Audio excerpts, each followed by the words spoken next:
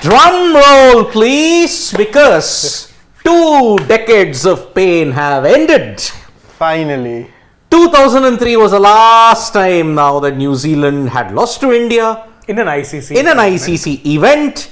That jinx, that gorilla off your back, has finally come to an end because India have won by 4 wickets with 12 balls to spare in this ICC World Cup encounter in Dharamshala. Ravindra Jadeja fittingly finishing it off with a boundary, but the main base was laid by a stupendous 95 from Virat Kohli. Could have equaled Sachin, but there is a 4-letter Hindi term which I will use later on to describe the situation towards the end from Virat Kohli. But take nothing away from it, a fantastic achievement that has come in the history of Indian cricket, because Rohit's team has managed to do what MS's team couldn't do it, what Virat's team couldn't do it. Rohit's team has done it, and it was a wonderful Indian batting performance, let me add, from 7 of them. So, today what you have seen in Dharamshala is Mohammad Shami with 5 wickets, Virat Kohli with 95, useful contributions from Rohit Sharma, the intent that he's shown, 46, Shreyas Iyer with 33, and you had Ravindra Jadeja, finally again, he was also not in form. Yeah. He chipped in with a very vital 39. I mean, see, you can debate about the form thing, but how much chance did he get to bat? Isn't this like the first time proper he's gotten to bat this But long? in the Australia series, Yeah, he struggled. there of course. Yeah. So, we are going to look at 2 things here in this post-match. In this order, we will start off with Virat Kohli, Jaddu, then we will analyze the Indian bowling performance and the team composition going ahead, because now you I'll had add one more thing. Rohit's intent. No, not just that. The Shreyas Iyer KL Rahul conundrum, which could have actually put you in a bit of a soup today. Ah, yes. And We'll add that Suryakumar also. Yadav ran out. But That'll come under Kohli. That'll come under Kohli. So, let us begin with King Kohli today, okay? After Rohit Sharma and Shubman Gill fell in the space of 2 overs, 2.1 overs if I'm not mistaken, for 5 runs, it needed something special from Virat Kohli to ensure that India would be within touching distance each and every time. Not held by a break due to fog. No. He stitched a vital, you may say, 52-run partnership with Shreyas Iyer. Then he had a superb and a very important 54-run partnership with KL Rahul. And then he went and batted until the end. And the best part about the Indian batting line was, because Kohli was there at one end, they did not lose wickets in clubs. The way how he paced his innings today, 8 4s, 2 6s, but yet again, didn't provide a chance. He missed a couple of pull shots, he missed a couple of drives, maybe because the ball was sticking onto the deck. But until he got to 95, it was a flawless innings. Let's get to that point first. Absolutely flawless. He showed the rest of the Indian team how to bat with the others. They stitched partnerships right out of his head coach Rahul Dravid's template. Dravid's main impetus, what was it? I will ensure that I build partnerships. I will be the anchor. That's exactly what Virat Kohli did, and it fitted in with his template of play. Yeah. See, I think when you look at Kohli, I think we've always been in agreement that despite the fact that he's someone who's actually given credence to the idea of all format players, someone who can fit in or actually get you plenty of runs, whether it be red ball cricket, whether it be the longer form of white ball cricket or T20 cricket, he's prolific in all 3. We've always said that ODIs, 50 over cricket, is his best format, and it still remains his best format because it's something that kind of gives him the, let's say, motto to play his way, which is he cuts out the risks.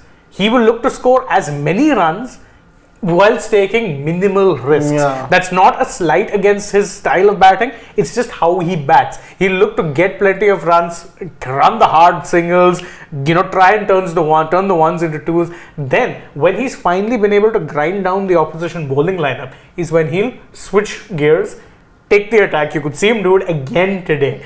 And I think in that sort of a regard, he has forever been what we call the chase master. That chase master tag aptly fits, and once again today he showed, because again, truth be told, I think India made this chase look a lot tougher than it was. 274 on a track that wasn't doing a lot. Not the toughest of shit. It was sticking. The wicket had gotten a bit more difficult. And remember, Kohli was battling two essential demons. Left arm pace and left arm spin. And remember, Mitchell Santner had once again gotten into a spell wherein he kept things very tight. He and Rachin Ravindra, although Kohli took a liking to Ravindra, you see that lofted shot that he hit over wide long off, that was a great six that he hit. That broke the shackles. Yeah. But the way how he tackled Santner, Bolt, and if you look at it, Rachin Ravindra, that was to me another dimension of Virat Kohli. He is not bogged down by his previous weaknesses. He waits for the moment, grinds it out, and then ensures that his team does not fall way behind in the required run rate. Is there a special award for Paras Mahamre also? No, actually they've brought him there as, I think, to translate for Shami. I think ICC rules mandate that you speak exclusively in English most of the time. So who's he speaking on behalf of? Shami is the man of the match. The man of the match. Shami is the man of the Yeah. match. I saw Rohit over there. No, that was Shami. No, Rohit was Shami. before this. Yeah. So, what I am saying is today on this pitch, which progressively became a bit tougher because it was sticking onto the. You saw some short balls that were bowled by Santner, or by Lockie and Bolt. They would stick onto the wicket, and your shot selection would be way too early before the shot. That is why. The way how he buckled down, knew that they would be applying pressure. That is a very, very important dimension that Virat Kohli has added. Yeah. 95 runs, but you look at the way the disciplined bowling of Santner, now you look at it entirely from 2016 onwards till now. In every ICC event combined, he's got an economy rate of 3 against India. Because he had taken 2 for 34 in that World Cup match, semi-final, then he took 4 for 11 in Nagpur 2016, none for 15 in the 2021 T20 World Cup. Now look at here, 10 overs, 1 for 37. In fact, I consider this Virat's one of the innings you'll definitely remember once his career is done and dusted, and like a very important one because of the reason, firstly, that New Zealand, that monkey was there on your back. You were under pressure the time when you were talking about the two openers when they had gotten out. Shreyas came in, he looked very good. I'll get to Shreyas when we talk about him. But your team was under pressure, and never did Virat look uncomfortable, or never did this fact look like that he's under pressure or he's not in control of the chase. So great batting performance, and I'm pretty sure one of the best innings by. As much as I like what you say there, that you'd want to remember this performance, but I just think with Virat Kohli, we've seen him actually close off chases. Today, unfortunately, that wasn't the case. When you talk about the best, perhaps I'm not going to be forgetting the one against Australia and Mohali, or the one against Pakistan at the G, or let's say the one against Sri Lanka and Hobart. Australia against T20 World Cup. So again, but it's going to be a difficult choice. It is a difficult choice, but I will come to that later part of it, of his innings. See, he stabilized the innings, and every single time you look at it, not a single shot I remember was a false stroke. Yeah. But when did he play the false stroke? Except towards the end. When he finally got out, that was when the That was the only false stroke that he played. Otherwise, it was a near chanceless knock. Chanceless innings by Virat Kohli, and that is why I would say that he redefined his batting today, which is a wonderful experience, but he still got a bit of that negativity, which I'll focus on a bit, not so much. Don't worry, fans, you always try to lynch, you try to do all the other things, but here I have to focus. I said a 4-letter term, no? Vinash Kale Viparit Buddhi. That is what happened with Virat Kohli when he was on 95. Yet again that thing. I will not take a single. Take a single. Jadeja is anyway going to get you back on strike. Couldn't you have finished it off at some other point? Or better yet, even if Jadeja didn't get you back on strike, he could have very easily, this match situation was such that he could have legit played out 3 dot balls. Exactly. And then given you the strike back thereafter. Thereafter straight away it wouldn't have mattered. Now this is where I'm sorry. This is yet again. Chasing for milestones does this to you. He didn't take a single. Okay, then Jadeja would have played out every ball. Okay, next over, anybody would have come, he could have done the same thing what he had done against Bangladesh, hit 4 or 6. But no, I want to finish off in glory. He holds out to Devon Conway. Simple. Glenn Phillips. He holds out to Glenn Phillips of Matt Henry. So, this is the problem. I mean, there has to be one talking point. And that one talking point came when he didn't take the single. Why? Take every single that comes. No, I don't think you can't call this a wrong thing by Virat today, because not wrong totally, but you cannot point that out, because I feel that like last time I was totally with you, but today I feel that firstly I think according to me he deserved that 100, because the way he got you there, he deserves every 100. Agreed. Okay, let's go by that argument. But boss, you want to get there in a good way. This isn't a good way. You are denying singles. I can understand if he was batting with Mohammad Siraj. Then I could have understood. But yet again, a single not been taken, and then next ball he gets out. No, he didn't end it well. Virat Kohli didn't end it well. I buy both of y'all's arguments, but my point is entirely different. Today, I wasn't overly bothered by the fact that he went for the 100. Yeah. Simple reason being, at that point, the equation was down to such a degree that it didn't really matter. And unlike the Bangladesh game, you weren't chasing net run rate. Yeah. Because you wanted a win. It didn't matter if the winning run came off Virat Kohli's backside and it went for leg byes. It didn't matter. You needed this win because you need to get that monkey off your back, wherein you wanted to end 20 years of hurt. Never mind 2019. 20 years, you haven't beaten this team. Yeah. You wanted that streak to end. So I was okay with him trying to go for or get that 100. My point being was then, why abandon what was working for you, which was actually playing percentage cricket? Exactly. What was the need for going for that blazer glory? I just want to know, because I just sense that this is an interesting conversation about Virat Kohli. And can you just sum up the points that you guys made? So what I have stated is, okay, until 95, he was playing absolutely brilliant, chanceless, flawless cricket. Correct. Okay, tackling the situations, ensuring that everything was great. But the last 2 balls, where he denied a single, and then he went for the glory shot. Actually, last 3 shots if we take, I remember the one that he tried to, because he could have pulled it. Virat Kohli, if he wasn't in the 90s, would have pulled the ball and perhaps that would have either raced to the boundary rope Or a single. But what he tried is, he just tried to just play it with the soft hands. Soft hands, which is why the ball lobbed. But again, the Then problem, they get top the edge. the problem what happened is that the pitch, it stuck on. Yeah, so that got him from 93 to 95 if I'm not wrong. Yeah. Then he denied the single. Then he denied the single, then he went for the Glory shot. century shot, or Exactly. whatever. Why? If he had taken the single, Jadeja could have easily played out 3 dot balls.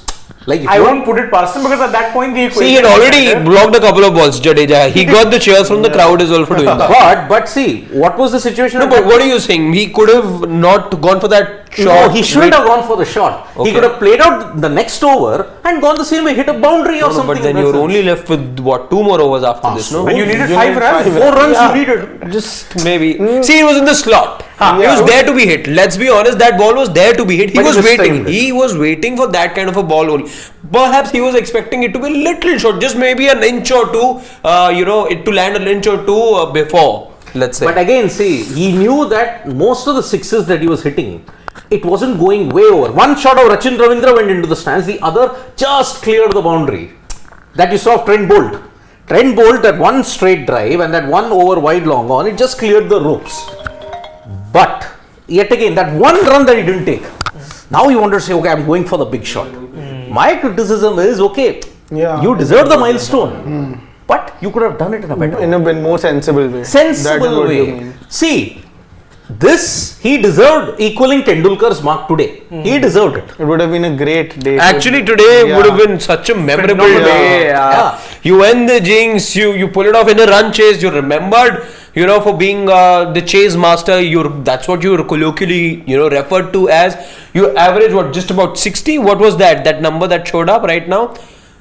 You are averaging over about a strike rate of 90 and a strike rate of 97. 97. A strike rate of 97 in successful run chases. Just about 5,000 runs. I think he averages 90. 90. I think just because the numbers seem too big, if your muscle memory also tells you that it's 90, then I think I also saw 90 over there. So chase of 90 in successful run chases, about 5,000 odd runs for a man who strikes the ball at 97, and 23 of his 48 centuries have come while chasing. Yeah, it's all He makes, and that's what I messaged, on my way up, way down to the studio, on one of the cricket groups that I have, my friends, just said that, he makes chasing look very easy. Yes. Today, complete control, barring that 2 shots, I would say, one that he mistimed, and the other one that the lob shot. When he intentionally just wanted to play the ball with soft hands to be able to take that double. I thought Again, he executed that well. No, he didn't. I'm pretty sure he didn't intend the Of Henry, right? of Lockie. No, It was Henry. The first ball which he kind of did, Yeah. that was Henry. Not that was under Okay. I felt he was under control. He deliberately did it, got it into the gap, and got 2 runs. No, it was uppish. No, I But think there was no fielder also there. the shot. Top edge it was. I don't. Also the shot where he got that outside edge and that went for 4 during the innings. No, that he knew what he was doing. That he knew. After he hit the edge, I think I don't think he was in total control of it. Yeah, but he knew that was his intent. Like even that shot, I think both of you are right in the sense that I don't think he did it 100% in the sense it wasn't executed properly. But the intent was to get the ball Yes. there. But the The idea was to get the ball in that region, maybe not have it, in the air for so long. the fact that we have to think about shots that he wasn't in control of in how many balls he has played? In 104 balls, that just shows how great an innings he's played. Yeah. It is. I mean, see, he's always made chasing look brilliant. I mean, it all started not from Hobart. 2009 Kolkata with Gambhir against Sri Lanka. Yeah, the first century you're talking Yes, he did it in a chase. about. Yeah. And after that, he's never looked back. And that's why I see 2012 was the making of Virat Kohli, the great. Yeah. Hobart, be it even Mirpur, 183 against Pakistan. Every single match from that point. When India have lost only 3 or 4 times when he scored 100 while chasing. Just 3 or 4 times. And in a 10-year period, that is staggering. Absolutely staggering. It's almost close to, there's a term now, Bradman-esque for brilliance. Kohli-esque. He's redefined the parameters of chasing if you look at it. When it comes to ODI cricket and even T20I cricket for that. And today, while we guys were watching the match together, we knew that this match now hinges only and only on the wicket of Virat Kohli. Even when India were 3 down, you knew how tricky an opposition you were facing. You knew how skilled they were. Yes, sure enough, they went ahead and picked the wickets of Shreyas Iyer, KL Rahul. But even then, you weren't expecting those two. You were expecting handy contributions. You were expecting valuable contributions from those two. Perhaps a 50, perhaps a 70. Maybe not a match-winning 100 from either. And they have the caliber to do that. Just saying, in these situations, who's that one man to always bail you out? The hopes of not just the sports today team, but the entire nation were rested on that man. Exactly. So see, there were only 2 instances where you can fault Virat Kohli. Okay, the way how he wanted to get to his 100. Today I wanted 100, but that's fine, right? Exactly. That's fine. To quote a line we're very familiar, I think it doesn't matter. He won India the match. He won the match. Fine. Okay. But he would have loved the century as well. Yeah. We all would have. Everyone, because So see, I'm they graded to speaking like make that the Kohli record. fan today. I'm speaking like the Kohli fan. I wanted the century. He deserved it even better. Exactly. Yeah. Okay, because of the way how he got through that tough phase, he deserved the century. The shot that he played and the ball prior to the way he didn't take the single, that really pissed me off because he could have done it in a much better way. He would have been on 96. Okay, Jadeja would have blocked out. I'm sure Boundary. Kohli couldn't have hit a 104 down the ground. But right before that, I remember he also played a ball to short third, right? Where you the also wide would over. bring, okay, it takes him to 99. Now, if it breaches the player over there, but there was a short third. Yeah. Not even a boundary. Couldn't have taken 2 twos. Anything could have been possible. I wanted. But that again would have taken him to 99. No, 100. No, he was on 95, right? If he had taken the single, and then Acha. he would have gotten to Tendulkar's 49th ODI 100. What And did he 28 years of pain would have ended. You'd have got 2 birds with 1 stone. Exactly. Yeah. But there's one thing that I will get universal, I mean, everybody will agree with me on that. How he sold Suryakumar Yadav down the river. Today, I am sorry, even Jadeja was saying, "Arey, there was an easy run." Kohli's running today seemed off. Kohli is running today, I don't know for what reason. Maybe there was some misjudgment. Maybe because he's not slowed down or anything. He was running as quick as he can. Yeah. And let's, before, in case any of you, and I'm sure all of you all saw it, but let's just quickly recap why is it all of us had that same expression. Can we in fact have a poll on this? We can actually. I'm pretty sure there are people who disagree that Kohli wasn't at fault, but that has to be people watching some other match. Yeah, so we'll go over it, then I'll in fact go and put the poll. So basically what had happened was, it was Surya who played the shot, and by the way, Surya also, his very small mistake was that he was ball watching. Yeah. Him and Kohli both were ball watching. Kohli was ball watching even more. Exactly. Even more. Kohli was waiting. Basically, the man at short cover. Kohli was just waiting to see if the ball goes past the man at short cover or not. Now, despite that, he was halfway down the ground. So you do two things. You either ball watch, or you just trust the partner, which is usually the batter. You don't usually trust the man at the non-striker's end. You just go with what the batter says. The batter can see. He has a view. He knows how hard he's hit the ball, where he's put the ball or not. Now Surya had committed. Kohli too committed, but pulled back just when it was too late. It was. I mean, it was too late. You don't. For me, I am very clear. Virat Kohli's erroneous call over there. But I will also say, then the Bucks did stop on him for me as far as that confusion or that muddle is concerned. But how do good players redeem themselves? That's exactly what match winning knock. But that's what Virat Kohli did. Talking about the run out, it's usually like if the ball hasn't gone past the keeper, it's the batsman's call, it's the striker's call. And I think it was exactly Surya's call. That's why even Kohli started to run. But it was a great fielding effort. We should not forget that. Otherwise, if both the fielder, the keeper, the bowler. Look how fast Tom Latham came running in once he could sense the fact that the ball could be stopped by the man at short cover. Then the way the ball, maybe it was Rachin Ravindra, we'll have to check. No, Santner. Santner was it? Who then, without even looking at the fielder, at the bowler, just threw the ball. Came into the hands of the bowler.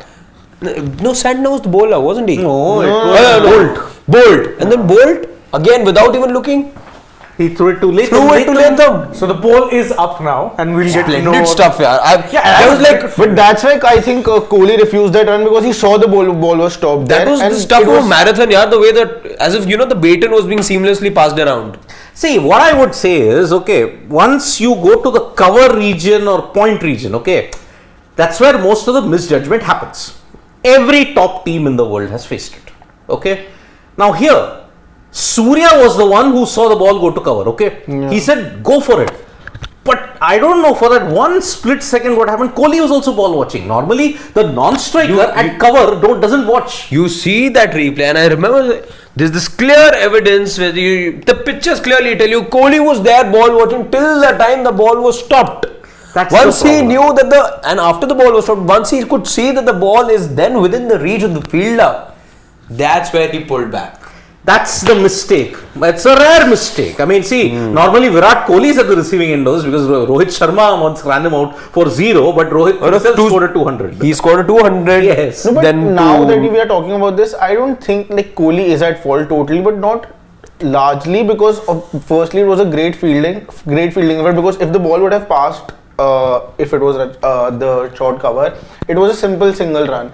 But because it was a great fielding effort, and that's when if the run would have been completed, it would have been Virat who would have been run out. Can I add something there? I think if Kohli actually had to run through and not pull back, the single would have been completed. Because don't forget, they had to relay the ball. That is where I realized that he was probably, why I'm saying he was more at fault is because it wasn't a direct throw. Remember, the fielder rolled it back to the other fielder, who then throws it to the keeper. And they were very seamless with it all. But normally, what is the easiest thing to do with a run out? Throw it to either the keeper or the bowler or whoever's at the non-strikers and ensure the run is completed. Here it was tuck and then. But for that, you would have needed Kohli to not be ball watching and then be running at full tilt. Had both those things happened, Kohli would definitely have made it. 100%. But that's where Kohli's ultimate misjudgment was, he was ball watching.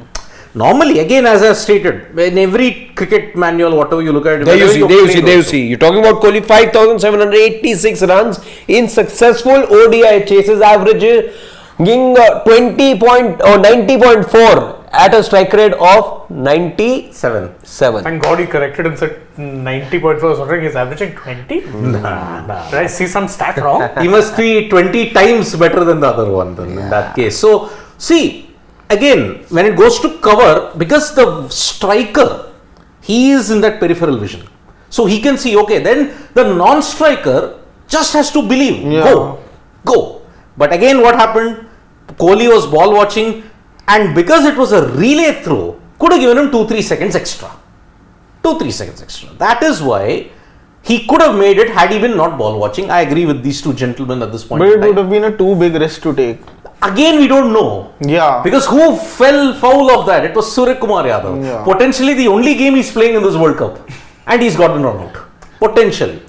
But again, see, as I pointed out, this one particular thing, it's a misjudgment, like we had stated, which Kohli suffered, but he made it up with a brilliant knock of 95. Could have gotten the 100, which I am disappointed he didn't get today.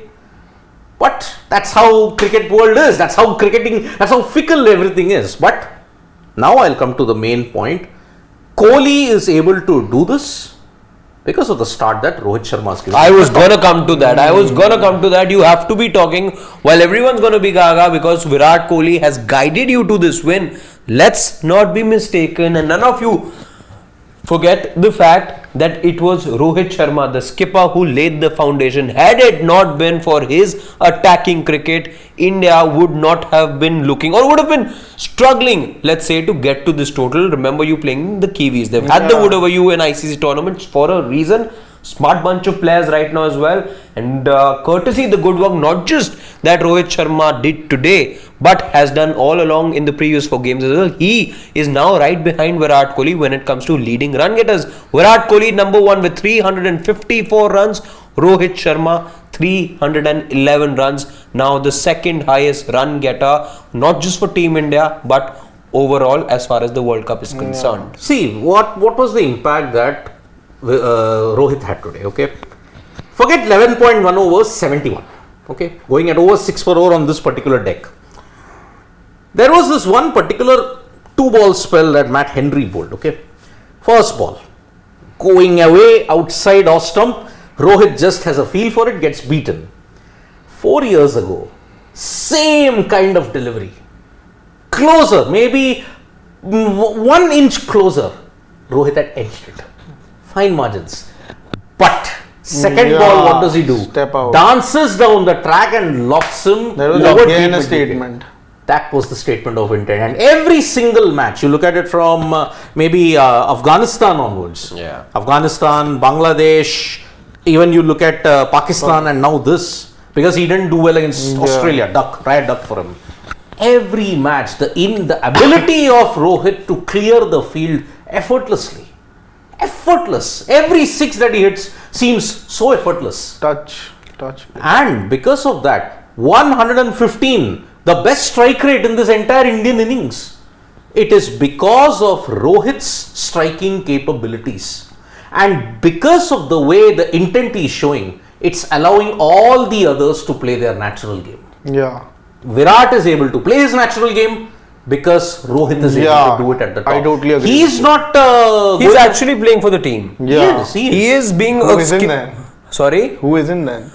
In the sense that he is not, he's risking his wicket. If he was to look, let's say, play for numbers, or if he was to care, let's say, about his 50 or his 100 or his personal milestones, and I'm by no way hinting at any other player in the team right now. I'm just saying that he's being extremely selfless as a captain, which as captain is not something every captain can do as well. Today he was close to his 50 against Pakistan, he was close to his 100, but did that stop him down? Absolutely not. That's what I love about it. And it takes a heart. It takes the heart of a captain to be able to be so selfless and think about the team. Now, because of the good work that he's doing at the top, Virat can play the way Virat does. Gill can play the way Gill does. Nobody has to feel the pressure because he actually is blunting the opposition attack with those quick fire runs at the top. And remember, what did I think it was Mitchell Santner or Tom Latham who stated that our main plan, if we have to put India under pressure, is to strike early in the power play. It was Mitchell Santner. But because of Rohit's onslaught, every opposition plans go awry. Because he is able to find the gaps very perfectly, and most importantly, look at that. That 6 that he hits. Big hits. Yeah. Today's were even bigger. Yeah. And imagine, you had Bolt, Ferguson and Henry. along with the Australian lineup, potentially your best bowling lineup in this World Cup. He blunted them, and because of that, the key foundation that was laid for India's win came thanks to Rohit's knock at the top. 115 on a very tricky wicket. I would say Strike this was rate. a tricky wicket. Yeah, 115 strike rate. Yeah. 4 sixes. And the way how he got out was really surprising. It was associated with Rohit Sharma maybe of 2008 to 12. A lazy poke outside off. He dragged it back onto the stumps. Yeah, played off. Normally that would be Rohit Sharma of 2008 or 12. But here, this Rohit Sharma, I was like, he just played a fantastic shot. He just pokes his bat out. Nothing delivery. Drags it back on the Lazy stumps. shot. Since you have Simon Dole on the screen right now, I'm just reminded of something that I saw on the ICC page, maybe today or maybe it was yesterday. He was asked by somebody as to how he'd feel if India were to get the wood over New Zealand today. He said, I don't mind because in the semi-final, final, we meet them. We know what New Zealand do when they meet India. So, But again, what did I say? Why was I confident about India winning today? Because home conditions. And each of India's wins, if you look at, take away Centurion, 3 out of the 4 wins have come in India. 1987, they won both games. Now in Dharamshala, they have won yet another game. So that's why at home, there is a reason why New Zealand struggle in India. Because either their adjustments are not proper, and today the main factor behind this was only 30 runs in the last 6 overs. A sure shot target, if it was 300, it India was chasing. 243 for 4 and then next 30 runs, they're all out. They're all out. Imagine if they were chasing 290, 300, India would not have gone. India would have struggled big time. I had said at the match in the mid innings that they are 25 runs short. Prove it. Yeah, even Rohit has said in the post-match show he has done that we were looking at a 300 plus score, but the bowlers pulled it back pretty well. And And the bowlers pulled it back. credit to Mohammad Shami. Mohammad Shami. Yeah. Fittingly the man of the match in this, because see, it would have been once again easy to give Virat Kohli the man of the match because he guided you in a tricky chase of 95. But who set it up for you? Mohammad Shami. And yet again, this is where now look, now that the match is done, we had said that. Oh yeah, we must actually Now come this back is to the that. point. We'll discuss that. Okay, Mohammad Shami's taken 5 wickets. Okay, Hardik Pandya most likely 99% he is back for England. True. One Mostly. week from now. Mostly he's back for it. Okay, that means he's out. Suryakumar Yadav is out. Okay, because Hardik will come at 6. Now the number 8 conundrum. Can Shardul Thakur come back now? But again, remember, today, all your 5 out of your 7 batters, 6 out of your 7 batters chipped in. 6 out of 7. You're excluding Surya. Yeah. I have to exclude Surya because see, Chain, you don't agree? I don't agree at all because again I will get to why that is the case because truth be told I think we're being generous by saying that Shubman, KL and Shreyas chipped in. They chipped in, see. I was disappointed with all of them. you see, yeah. We'll get to that point later. See, Shubman Gill also played a bad shot. I mean, uppercut straight to third man. Okay. Shreyas Iyer again undone by a short ball. But again, he was undone by a short ball. Undone by a short ball, but again we'll get to that later on. Yeah, But yeah. Santner, brilliant review. Oh, that was a phenomenal review. KL Rahul. KL He danced down the track. You would have expected the decision to go 50-50, but yeah, fantastic review from Santner. Okay. Brilliant. So that's why I said 5 or 6 of the batters had chipped in. I didn't say match winning. Okay, go ahead. Make your point. So, out only Suryakumar Yadav aside, a bigger total, could Shami have chipped in? We don't know. Because he just got 1 ball to play, he played it. Has this result convinced you of the fact that you need to play 7 batters and get these bowlers in, or no? Because you've gotten this much, you have to have the buffer of Shardul Thakur. The floor is open, gentlemen. Shane, I remain unconvinced about going with 7 batters only. I still remain unconvinced. That's not to do with anything, but because today you were once again pulled back by your bowlers. And I think, truth be told, as much as your batting has stolen the headlines so far in this World Cup, your bowlers have been the real stars. Every single game they have managed to get you out of jail in tricky situations. Australia are not the kind of team you get all out for 199. Pakistan were 155 for 2 before they collapsed. In a heap. 8 for 36. Exactly. New Zealand also are a team who've shown that in the right conditions, I don't think Dharamshala today was the right conditions, they can clobber any team. I'm sorry, if this was a 300 chase and you were going in with 7 batters, you had lost this game. In fact, even in this run chase, once at a point when KL Rahul got out, we had a little butterflies in our stomach because we needed somebody to stick with with Virat Kohli. And if we would have had Shardul Thakur, you could rely on him totally. If there is again a situation like Virat Kohli, you're chasing 300 and there is Shardul Thakur, you can rely on someone like a Shardul Thakur to stick around while you're going for that whole chase. And also again, what I mentioned in the mid innings also about his bowling, he gives you that X factor and he gives you that extra variety in bowling also, because like I mentioned, I'll repeat it, that he's that slow bowler which teams actually go and tend to go and have a go at, and that's where he gets those wickets. So that is also a factor that does come. I think he's a full package and he will definitely make a comeback. I'll add to that. That's not a slight on Shami. I think he's playing. Yeah. But then Siraj's neck will be in the chopping block, not Shardul. But again, see, I'll give you a precedent. When Shami took the hat-trick against Afghanistan in Southampton, he played the next 2, didn't play in the semi-final. He didn't play. Shami didn't play in the semi-final. Now, these two are convinced and they have their arguments for it. I mean, you cannot argue any against that, because, see, if Shardul was bowling today, a chase of 300 was on the cards. Let's be very, very honest about it. Because Shami pulled things back in the death. That's why you lost 6 wickets for 30 runs. Made a big difference. Again, that's a speculation according to me, because maybe would have gotten Mitchell But again, you are basing all your facts on assumptions only, because Shardul isn't playing the game today. We are only stating that Shardul might come back, but do you get him back at the risk of Shami? No, I don't think they are fighting for the same slot here. Exactly. But again, as we had mentioned, it has to be Siraj slash Shami or Bumrah slash Shami. But you'll have to rest one of them. You can't Siraj. play with the entire 9. Can't. You're risking an injury. Then it's Siraj.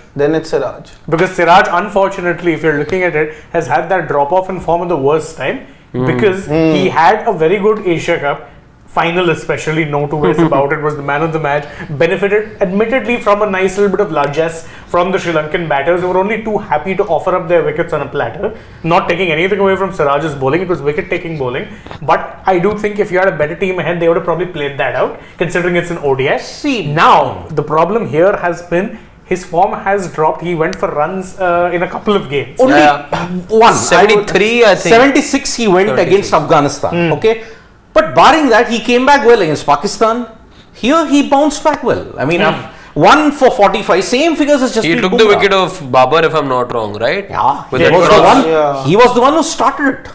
So, but that's the thing. I agree with you, and I'm a big fan of Siraj. Remember, before the World Cup started, I was the one who had advocated that you have to be playing Siraj ahead of Shami if you want that number 8, which it was very clear the team had been going for. They've been hinting at it for months. Like, not hinting, openly talking about it. So I think it's between these 3. You're playing 2 full-time pacers with Shardul and Hardik when all are fit and available. So Bumrah is pretty much undroppable unless he gets injured, God forbid.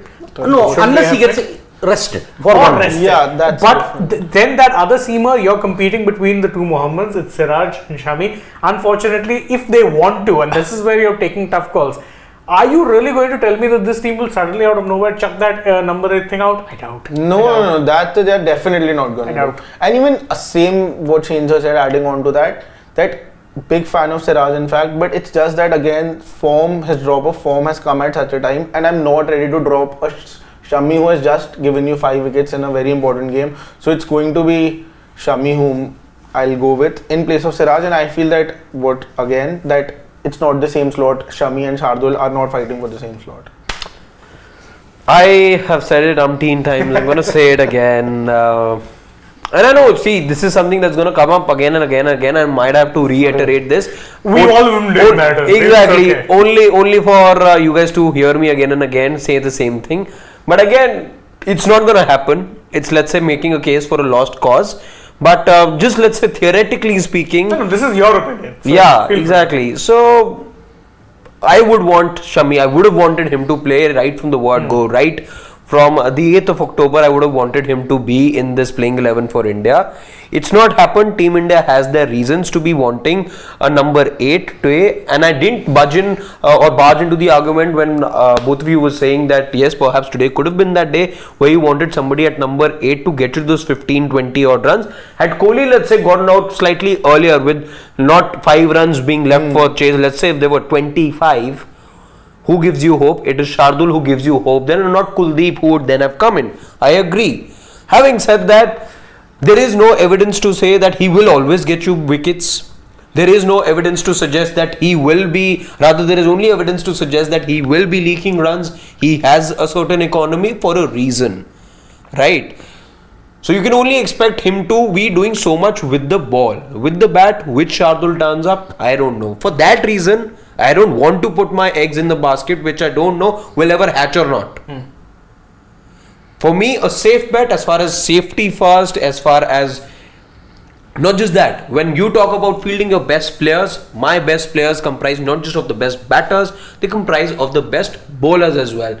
One of my best bowlers in India, and who also happens to be the leading wicket taker, let's say, of the IPL this season, and is a certified bowler for you in one day internationals. If he doesn't play, I don't like it. Simple as that. I want to have him play bowl with the new ball and do stuff. I'll just add one point before Siddharth you chip in, is that with Shardul, you're right about the fact that you don't know which Shardul you're getting with the bat.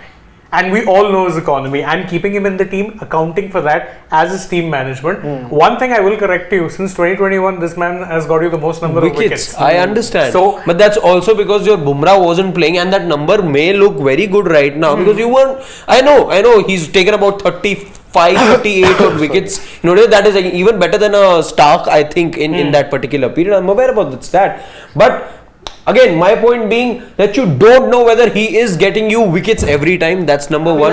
Runs. Speaking of runs, by the way, we had those 2 opportunities in the Asia Cup, by the way, where Shardul, and I remember that Pakistan game where he had that leading edge.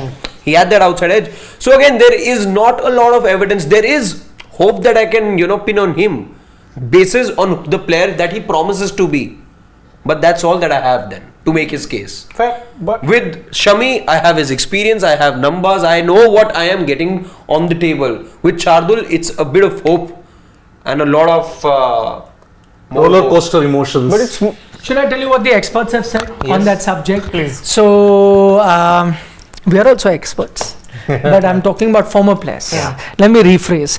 So, Robin said that, my question was simple. What happens when Hardik comes back for the next game? Because Hardik is expected to be fit for the Lucknow game. What happened? What do you do? So Robin said, then I think Siraj then sits out. And he laughed. And he said, most likely, he'll sit out in that sense. And then Shami plays. And then,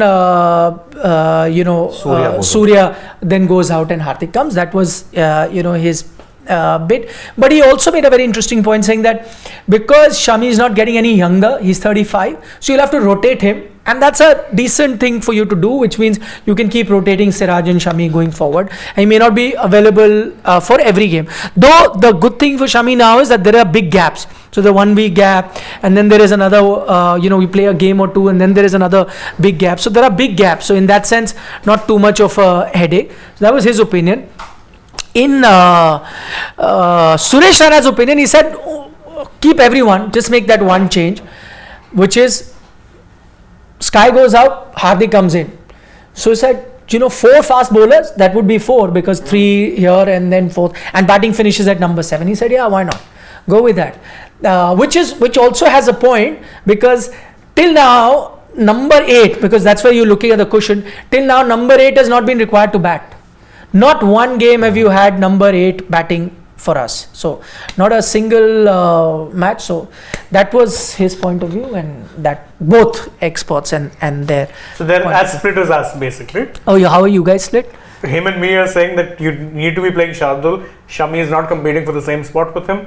These 2 gentlemen to my right believe that no, you need to be benching Shardul now. No. Time for the number. You should go with the best batsman and with the best bowler. But what I feel is that you should go with the best combination which would suit you going through the tournament. Okay, that's a headache for later now. Yeah. They will decide. Sometime these headaches have a way of sorting themselves out on their own. Some injury might happen and then everything works out. No, it does.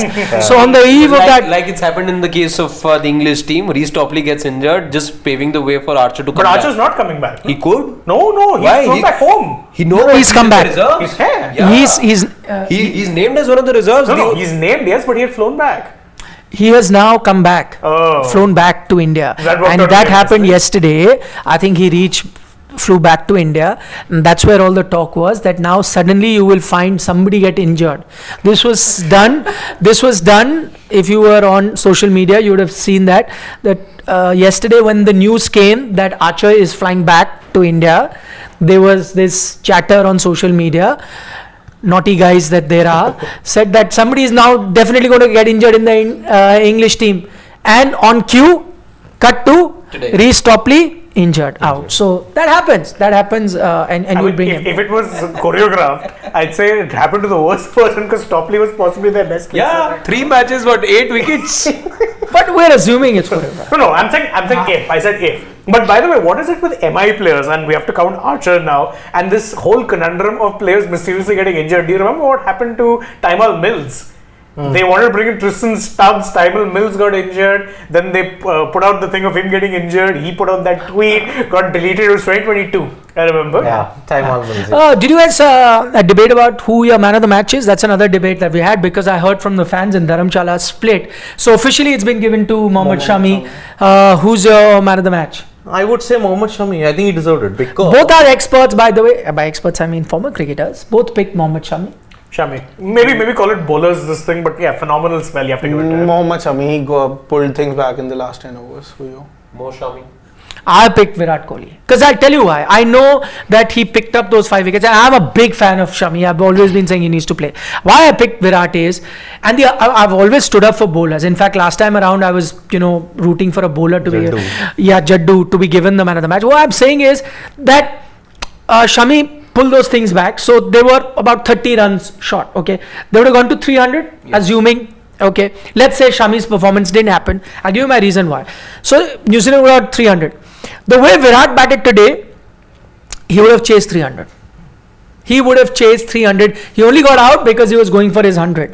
But the way he batted and the way India were cruising towards the end, they were much better than a runner ball. Yeah. They didn't need to take any risk. But I'm saying, in a scenario today, if Shami's performance didn't happen and New Zealand got 300, which they would have,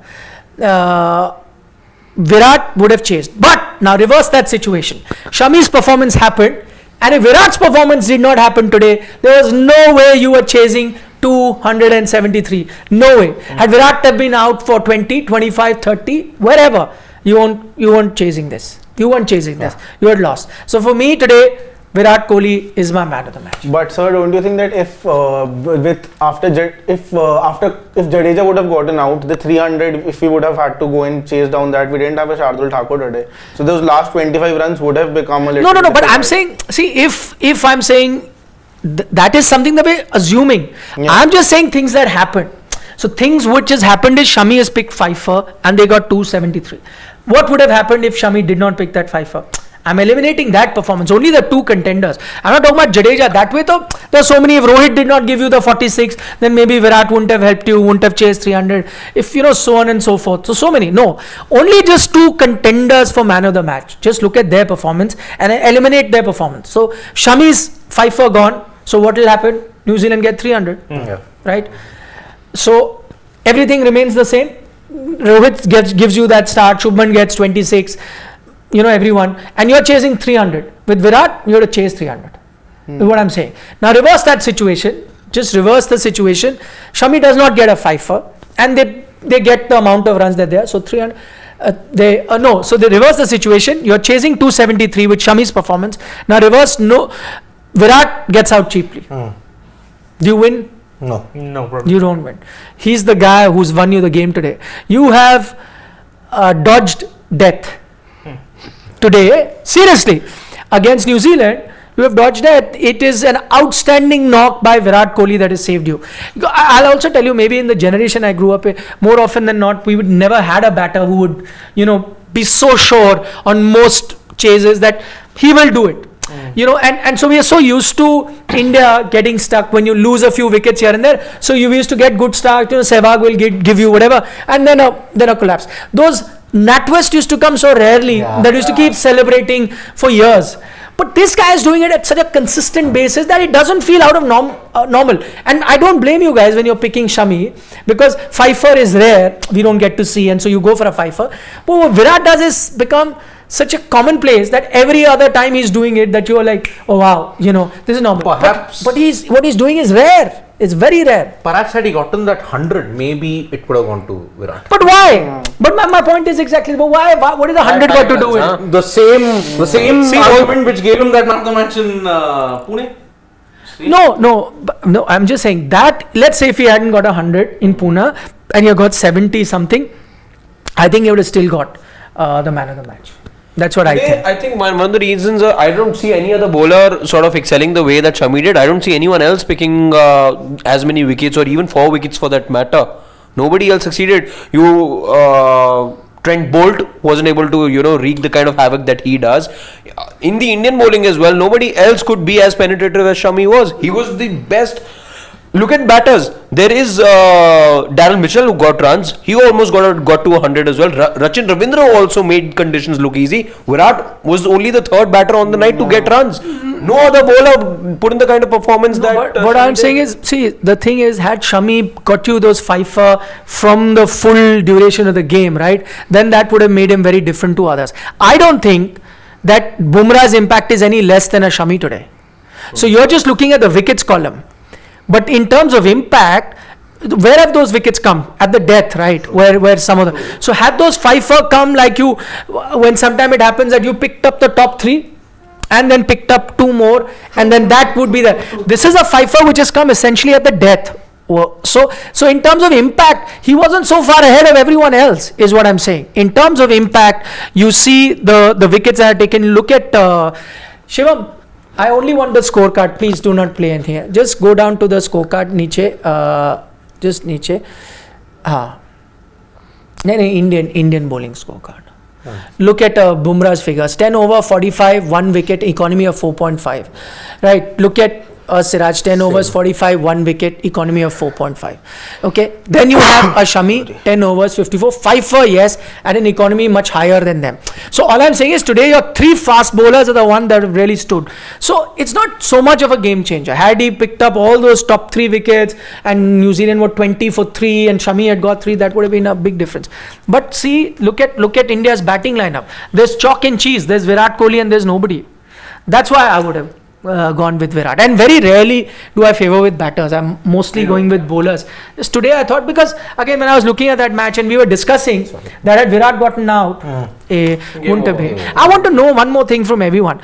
I am now, which I thought I'll never say about Virat, I'm getting a 2016 sort of vibe from Virat Kohli. The 2016 Virat Kohli. This was the 2016 Virat Kohli. Though I'm speaking a bit early, as in that consistency, went on for more than a year or a couple of years for that.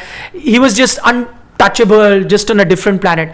But what he's doing in this World Cup, and it could be a long World Cup. Maybe this streak continues for a very long time. I'm getting 2016 vibes type from Virat Kohli. Is everyone getting that, or think too early or whatever? Yeah, in fact, before when we were talking about this, even I had mentioned this might be one of the knocks we'll always remember because of you've got the monkey of the back against New Zealand. Yeah. So one of the best innings, if I'm not wrongly saying that. I think a little too early to make that call, but I think what he's proving is that ODIs, and I was also mentioning this before, his favorite format, the one he's most suited to, this sort of a format of the tournament best suited to him. Play plenty of games, bat your time out, and he's flourishing. Full credit to him. He's flourishing in it. But I think he came into that zone from November 2022. Because after he got that century... That's what I'm saying. So when I'm looking at this, not just his World Cup, I'm saying, looking at, let's say, from November 22 to now, are you getting that he's back at... Yes, that's what I'm saying. Are you getting a feel it's the 2016 wala Virat Kohli? this is a different version of Virat Kohli, a slightly more mature and slightly more consistent Virat Kohli with some fallibilities. That 2016 Virat Kohli didn't have any weakness across any formats. I mean, he was a beast across formats. I mean, who averages 106 in T20s at a strike rate of 140? Who averaged over 90 in ODIs and 75 in tests? There was also the time that he was averaging 50 plus in all three formats. And 973 in the IPL. Kohli is back he was back in November 2022. Okay. Right from that time till now, he has performed admirably. In white balls in particular, you can see a bit of that Kohli streak.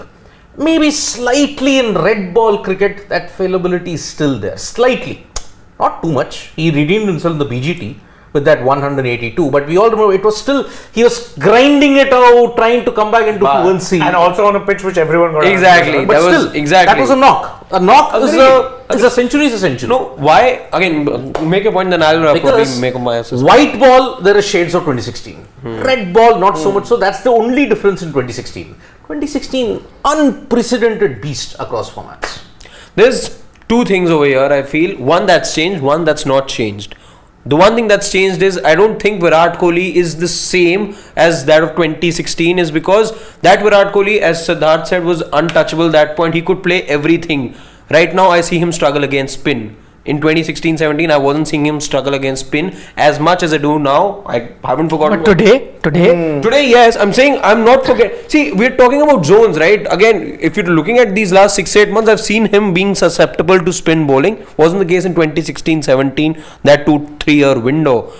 But the one thing that's the same about Virat Kohli then and Virat Kohli now is his hunger and determination. I feel when I see him in the eyes right now, that those steely eyes take me back to 2016. In that regard, he just looks like that hungry kid who's wanting to be there, just wanting to make that first impression and make his presence felt in international cricket. Can I add two more points in this? One, no. I'll still make it.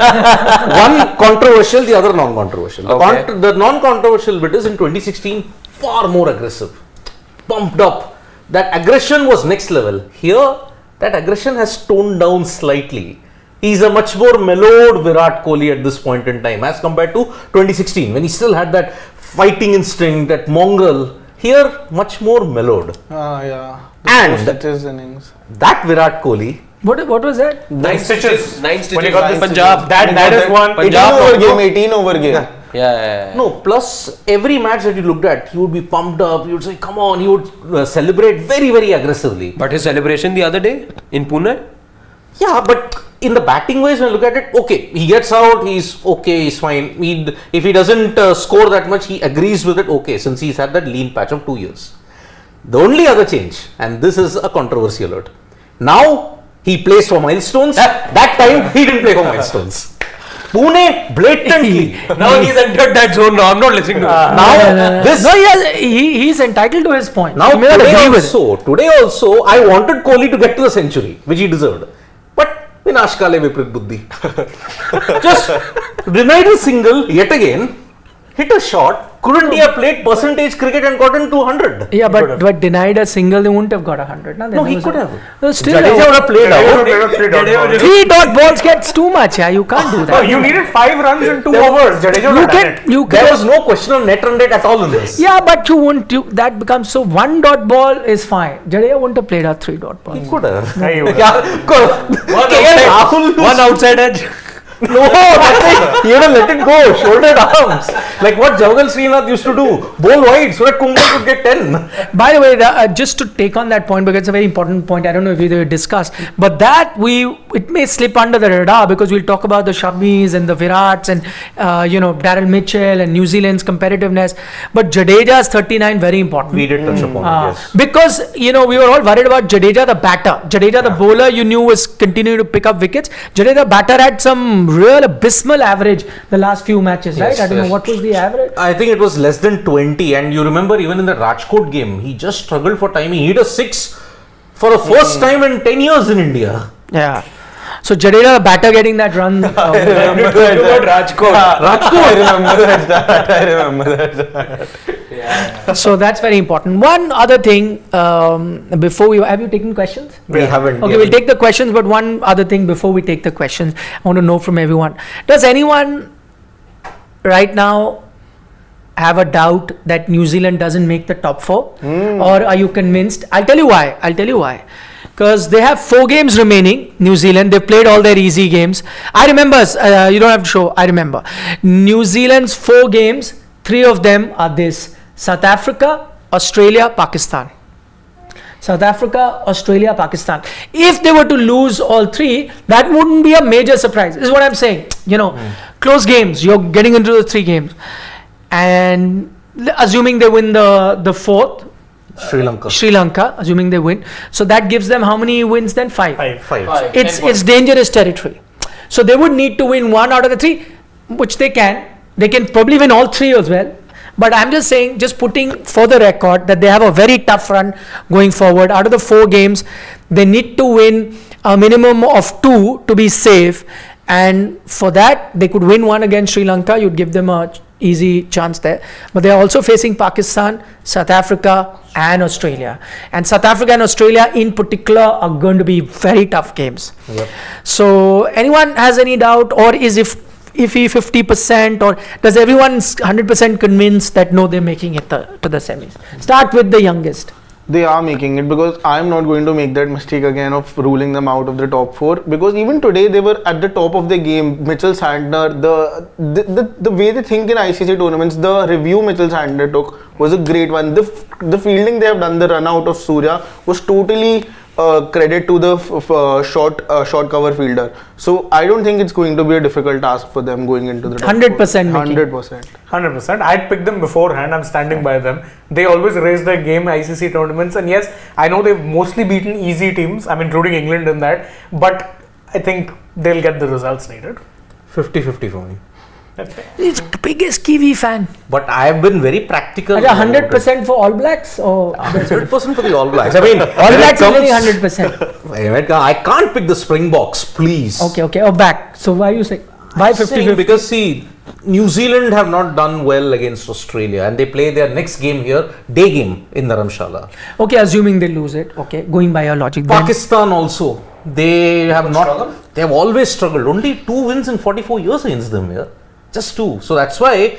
So 2 losses. 2 losses. Even South Africa. I think South Africa are on a mission to just ensure they don't lose to the top teams anymore. So you're saying they're going to lose 3 out of the next 4? Yeah. And they are winning against Sri Lanka. But you considered Pakistan as minnows. I did. Semi-minnows. Good point, Shashwat. Semi-minnows. But yet you're saying semi-minnows. Will beat New Zealand now. They can. Because see, there is a reason why New Zealand has struggled against them. Because 1 or 2 players have always come up good against them. Last time it was Babar Azam. This time in the 2022 T20 World Cup, New Zealand had won all the games in the league stages. Yet, who did they lose to in the semi-final? Pakistan. Kudrat ka nizam Pakistan. Whatever. This Kudrat, and tomorrow if Pakistan win, the semi-minnows are no longer minnows then at this point in time. Semi-minnows. They aren't. He's entitled to his opinion. He's given reasons also. Fair enough. Yes, Mohit. Where were we? New Zealand making it or not? Wake up. They're making it. I am with Shashwat. 100% they're making it. I tell you why. I agree, all tough games, and Siddharth has a point looking at the history. And by the way, if they were to lose all 3 against these 3 teams, it wouldn't be a major surprise, is what I'm saying. But why I'm saying is because having seen all teams, the depth that they have, the firepower that they have, looking at their arsenal, all teams, because we've now seen enough of each team, right? 4 or 5 games. The kind of balance and the personnel that New Zealand has, I don't see them losing too many games from here on. Doesn't matter who they're playing. Really bad days, they lose to South Africa and Australia, but that too they have to have bad days, right? Really not come to the party. But Sri Lanka, Pakistan, I think they should handle Did you say that they're playing Australia here? Yeah, in Dharamshala. Given the spin that Santner was getting, I'm actually worried for Australia because they just have. I'm with you, but I'm saying worst case scenario. But like you said, They are. There's no way I see them losing against all three tough opponents. No way. I actually see them winning too. See, the problem is Australia match is a day game. So whether the zip and the purchase will be there, we don't know. For the Dharamshala, that's the last league game anyway in the Dharamshala. I'm saying whatever the condition, New Zealand have those kind of personnel. Give them any condition, they have that. Where do they play Pakistan? That will be important. Pakistan and Bengaluru, I'm guessing. No, I don't think it's Bengaluru. I think New Zealand South Africa happens in Pune, I guess. New Zealand South Africa is Pune. New Zealand Sri Lanka is Wankhede. I don't know where New Zealand Pakistan are. Bengaluru. I told you Bengaluru. That's New Zealand, Pakistan, and Bangalore. Pakistan are getting thrashed. Yeah, but let's see. Let's hope. Okay, questions. Yeah, Questions? Any? there are a lot of questions. I'm sure there would be. What's this poll that you had? Who is to blame for Sky's run out? Because there was a bit of a. Well, what's your view? Can I be honest? Yeah. I think VK sold him. Yeah, it is. Yeah. Of course. Sold him a dummy. Sold him a dummy. Yeah. See, he was ball watching. It was Sky's call. He went for it. And truth be told, if VK did not stutter, he would have made it. Like we said exactly the same. But can I tell you now, just again, if he did that, sold him a dummy, all right. But I think he took the right call because him being there would have won you the match, not necessarily Sky being there. So had he sacrificed wicket, that would have really affected India's chances. So I think, I'm happy with what has happened. And VK, my man of the match.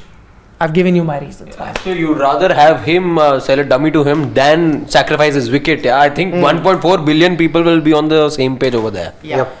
Even the most ardent Surya fan would disagree with us right now. And poor guy is only playing this one game. Yeah, now we'll struggle. I was talking to Suresh right now, and he, very valid point, he said, just cricketer's perspective, he said the next 8 days are going to be hell for Sky.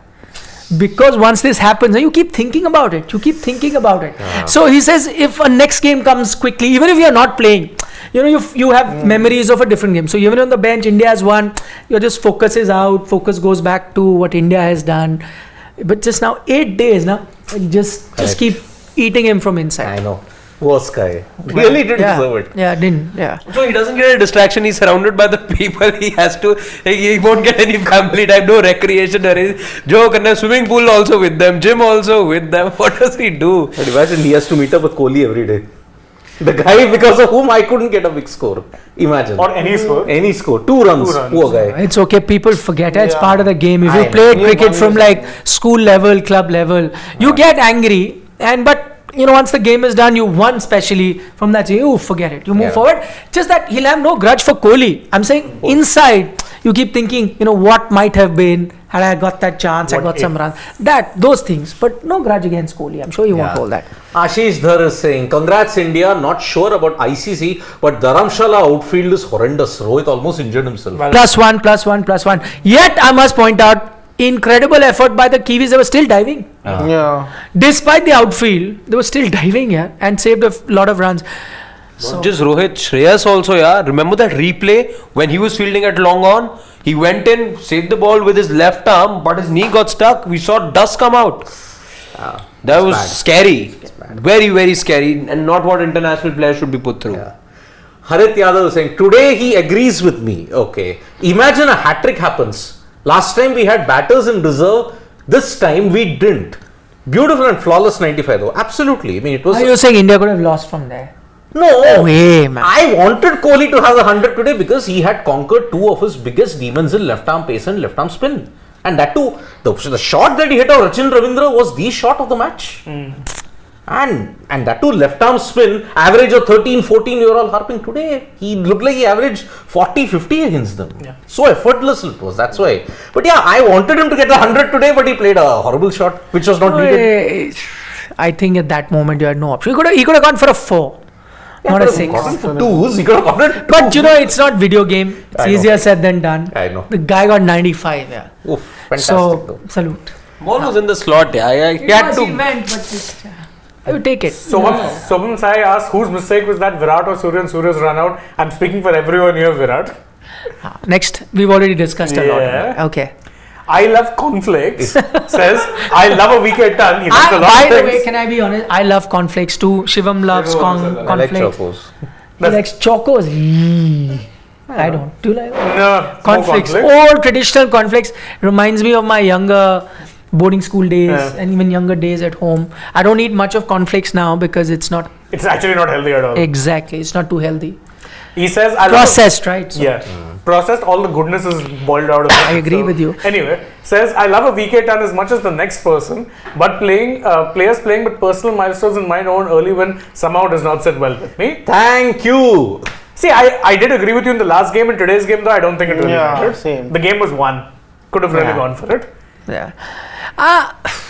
And you know what? What is sport for? It's a spectacle, right? People come, they want to enjoy, they want to have a good time. And I'm just gauging from the crowd reaction. All of them were loving it. So they came to see, and they were so disappointed when he got out. I'll add, I saw so many people gripped to TVs when I was coming down to the studio, all waiting for that VK100. All waiting for that Not VK100. just that, the first time that Ravindra Jadeja blocked the ball, it was right there to be driven. He chose to block it. The crowd, that cheer, it was as if there was a boundary being scored. Which is Jadeja what I has- was saying. Sorry, you finish first. Which is what I was saying. He could have blocked out those 3 balls. The crowd could have gotten But that I agree moment. with. I said this earlier. as Wouldn't well. have happened. 3 balls again, and then you're looking at last 2 overs. You don't want any nerves at all. Let's say.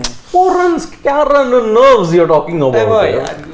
Anyway, India's won. Big game. Yeah. Big game. Big game. They've won. So, Prithvi Patnaik with his 90s logic. Do you know inflation rate? It means the value of rupees 5 in 1990 will be rupees 1000 in 2023.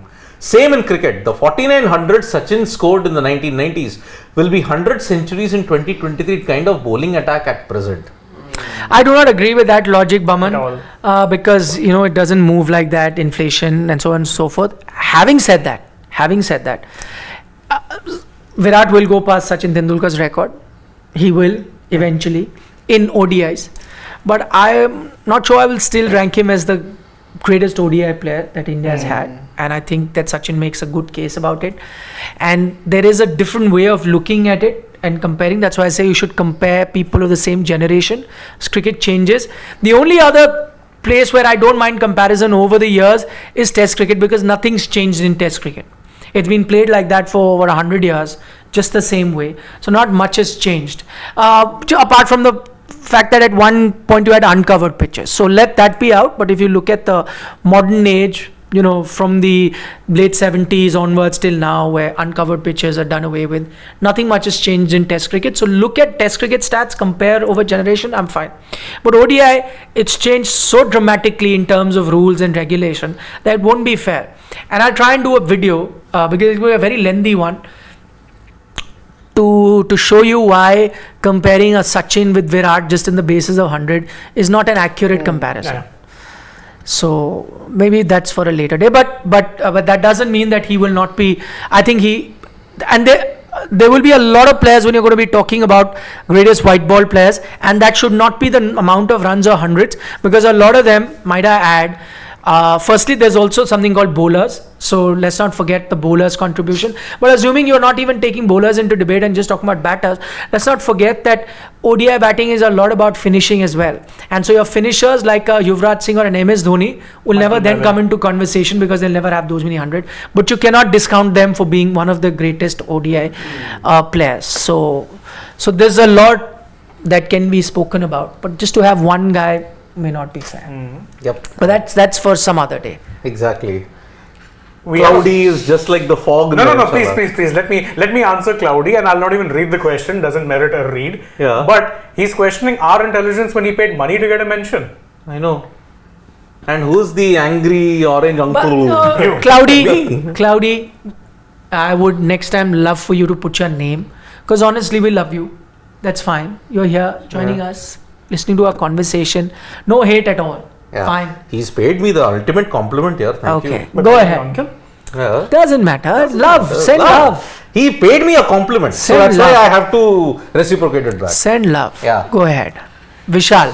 Shreyas concerned short ball again. Let me go here. I don't think it's a concern that he got out to a short ball, because he played 2 very good short balls for fours.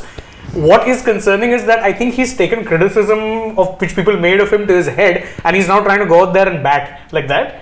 He didn't need to be aggressive to that short ball. He did. It was a grippy short ball which Bolt had rolled his fingers over. He could have just let it go. I don't know why he had to play it. I think he's taken that thing of, he doesn't play attacking cricket to heart and is trying to prove people wrong, which will be his downfall. He's better as a conventional player. Please play as a conventional player. Short ball not a concern. He hit 2 short ball boundaries. I've been waiting to talk about this since a very long time. I don't think... You know why? He's big Shreyas Iyer fan. He's a Said Shreyas Iyer today super fan. Shreyas Iyer will do it. No, I've also been a big admirer. Backed him. Yeah, go ahead. But I don't think short ball is that big a concern, even though the ball he got out on was the perfect short ball. It was on the length of your neck. And I think the one thing that kind of deceived me, I think he rolled his fingers over. Yeah, he did. Yeah. 100%. So it really didn't come onto the bat. So that's why he had to make that extra effort, which is why he found the fielder. Had it been a quicker one, he's now found out a way, Shreyas, of dealing with a quicker one. That actually would have gone because you would have used the pace of the bowler. I think the slower one, and that's why I'm saying sometimes you need to have that sensibility that you want to tell the world, which Shreyas does, that hey, listen, it's no more my weakness, I'm going to take it on. But as soon as he bowled a slower one, he's playing with your ego, let it go. Yeah, exactly. The quicker one, go for it. And more than the He short... got away the quicker ones. That's what I said. And more than the short ball, I feel it's just his batting is a concern as of now, because he will eventually get lost in this batting order because everyone has been getting runs. He's the one who's not converting his starts. That's a very big problem because he's looking good. He feels like giving you the assurance, but as soon he has been getting starts in all the matches. But as soon as he gets the start, he's tending to throw away his wicket. He's Mr. Gavaskar will be happy. He said the same thing pretty much. Yes. Well done. Abhishek Ramakrishnan is saying, if the fielding was better for India, we could have dominated even more and New Zealand would have never reached 273. The bowlers have always performed on big occasions, but this time it was the batters as well. Totally agree. No, his point about fielding is well taken, but there's also a reason why on this ground India weren't fielding very well. And again, I think it was Robin or someone who really explained what had happened. So he said that the Jadeja catch sometimes looks easy, but he was wrong-footed as well, and that can happen. So ground fielding sometimes wasn't great because the outfield isn't great. Point is well taken about the fielding, but then this is always hindsight now. If India had fielded better, New Zealand wouldn't have got 273. If New Zealand hadn't lost those wickets in the last 6 overs, they would have got 300. Correct. You know, Yes. my auntie had moustaches, would have been my uncle. Thank God you said moustaches. Angry Yeah, orange uncle is saying. Is there another version? There is. Of air. No, of course I know the version. Yeah. Just joking. Okay, gentlemen. Why we... Family show. Yeah. Also, Shami can slog. Remember Lords 2021? Yeah, he and Bumrah. Even Bumrah can then. They sent him ahead of Kuldeep. Shami must have gone, आज तो man of the match नहीं भी मिला तो चौका तो मैंने ही मारना है, 5 तो ले लिया, विनिंग शॉट मारूंगा 100% guaranteed. Yes, absolutely. Ashish, there is saying the same thing. Shami is reliable as number 8, got 50 at Lords was England. Absolutely. Yeah. Savjot Singh is saying, play Ashwin for Kuldeep and 3 fast bowlers. Try that. Whoa!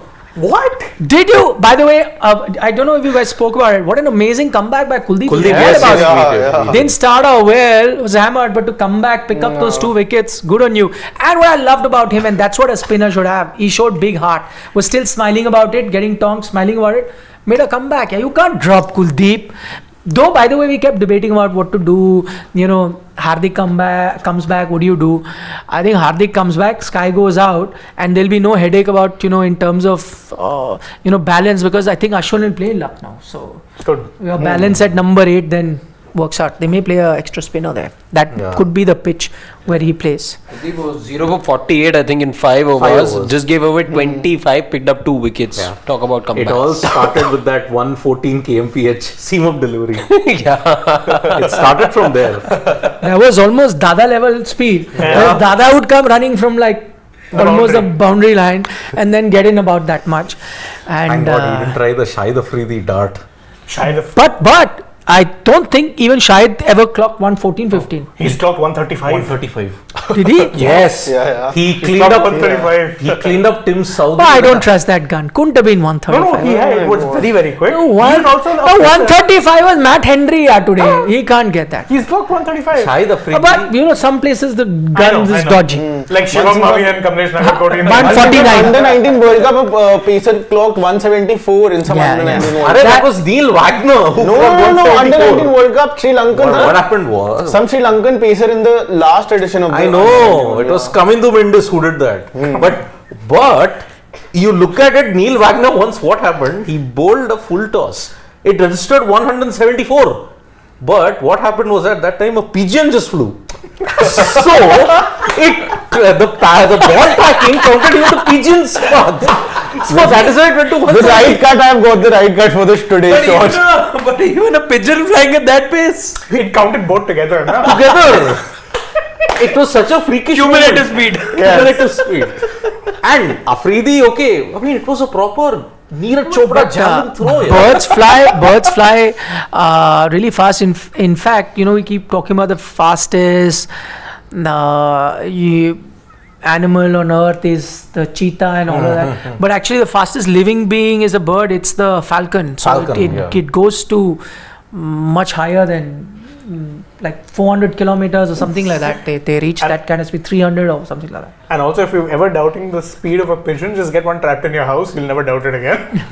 Experience. Exactly. We should Google the speed of a falcon. Yeah. It's the fastest thing. But Shahid Afridi had a proper Neeraj Chopra like dart. My goodness. But wouldn't have been 135. I don't buy It was. Check it out. No. Can't be up. The gun is faulty. Yeah. Could have been 120s. I can still agree. 135 is quick. Yeah. Come on. Very Your quick. top level. We'll find that can't. ball. We'll find that ball. Yeah, but I'm not saying that the ball happened and the gun showed. Could have been. I'm saying the gun would have been dodgy. I think we'll view the ball for ourselves in lifetime and try and figure it out. 135 was Matt Henry today. So you've got to see. Just check Shahid Afridi, Tim Southee 2011. We'll check it out. Yeah. Paritosh Dixit. During Kohli Jadeja partnership, there were 12 fittest and most athletic players on the ground at the same time. Was a treat to watch the on-field intensity. Interesting, actually. 12, not 13. Is he discounting the bowler or the keeper? That I don't know. But I thought all of the New Zealand team, they are pretty athletic fielders. And Who's he missing then? That's what I'm But saying. you can't say most athletic players, because if you look at the list of most athletic players, there could be a few Aussies coming in, a few South Africans. True. As you can't be all 11 Is it PVs. a jive at Jadeja because he dropped the catch? No, but Jadeja is one of your most athletic players. Exactly. And he mentioned Kohli-Jadeja partnership. If he wanted to just single out Yeah. Kohli, he would have just mentioned Kohli. Or maybe talking singled about- out Bumrah because he had a horrible time in the field today. Maybe. That is the thing. So, Sarvesh Gaurav, no cliffhanger in World Cup so far. Is it a sign that future of ODI cricket is dark? It is. So Yeah, no. far, I mean, 20 matches, you've not had a single thriller. Even your upsets, by the way, have been one-sided. Which tells you everything you need to know. 2019, by this time, you already had 2 thrillers. India-Afghanistan. And New Zealand, West Indies. But this is, at least if you look at the matches for India especially, this is the only match where, you know, you're really keen towards the end. Like at any stage it could turn. I think just the last 6-7 overs it was done. But till that time the game was on. Anytime the game was on. And that's not happened to India so far. Yeah. They won so convincingly. It's not happened at all for India. Yep. Karthik from the US is saying, dang, the Rohit Sharma innings like my India vacation gets over too soon. But you know, I'm loving this version of Rohit Sharma. Throwing caution to the wind, coming out, no personal milestone, nothing, just come. And the one thing I like now is, you know, for the fast bowlers coming down the pitch and smashing them. Wow. Henry, the way. Wow. That was the shot of intent. That was the shot which said that, okay, New Zealand, you're going down. Wow. Just wow. Yep. That's the word. It's a statement, all right. Are we done, Shivam? Okay. So that's that then. Thank you so much, guys, for joining us. 20 years finally ends. 20 years of pain. The guru is over. Pain ends. You're no longer Send the it. second best team on the table. You're now the best team on the table. Now you got 2 Indian batters ruling the charts as far as batting is concerned. 354 for Rohit Sharma. For Virat Kohli. And 311 for Rohit. Looking good. What Rosy. are we dominating even the bowling charts? Mitchell Santner was on the top Yeah, till before this game. We'll have to check. Yeah, but so far it's looking good. Now Next Sunday only you want to see an India game, but tomorrow is yet. Did you not speak with Ryan about what will happen to us now for 1 week? We'll have to wait for an India match. Enjoy the rest of the World Cup. Yeah, be true blue cricket fans. Tomorrow is a big rivalry match. Pakistan versus Afghanistan in Chennai. What a game. Trust me, I remember the Mahal when me and Siddharth were interviewing Afghan fans. They are really too want to beat excited for Pakistan. it. Yeah. Trust me. Oh, but I remember I saw that video. Yeah, They were all yeah. pleading people to be joining, and they requested Indians to be there, turning in Meanwhile, the the Delhi fans were very much behind Afghanistan Yeah, when they yeah. beat England. And I bet you my bottom dollar Chennai fans will do the same thing. Yeah. He really, Badshah Khan gave a really big appeal. Please Chennai. come out and support us in the game against Pakistan. That's tomorrow at Chepauk, by the way. Cracking contest on the grounds. Absolutely. Okay, bye bye. Enjoy. What a brilliant day for India. Yes. 5 matches, 5 wins. Clearly head and shoulders above the Five-star rest India. of the team. They are tournament favorites. Clear cut. Yeah. Yep. Bye bye. Good night. Take care. Nandri. Vanakkam.